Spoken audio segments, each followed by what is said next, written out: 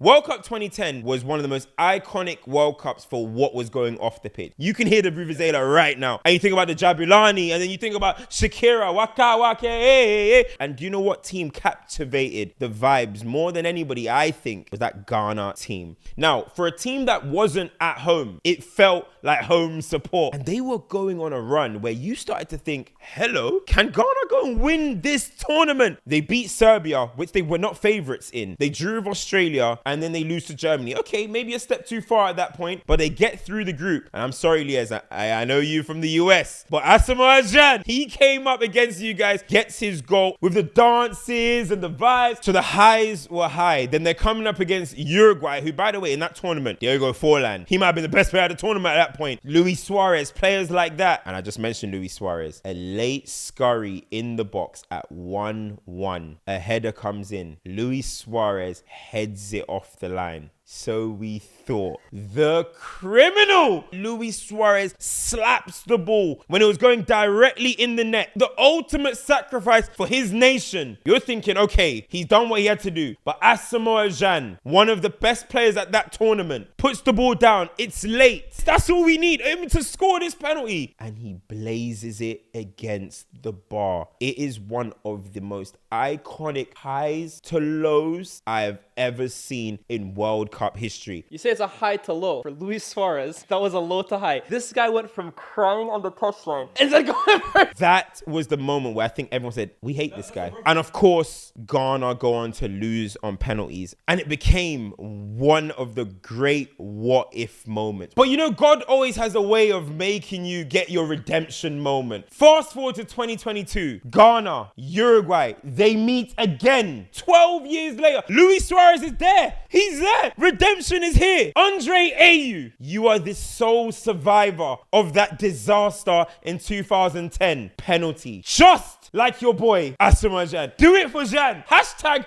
do it for Gyan. And guess what he goes and does? Misses the penalty. And guess what? Uruguay and Ghana go out hand in hand out of that World Cup like brothers. But you know what the funniest moment of all of it was? Ghana fans were sad that they went out, but they were also buzzing that Luis Suarez was crying. What a story. What a World Cup.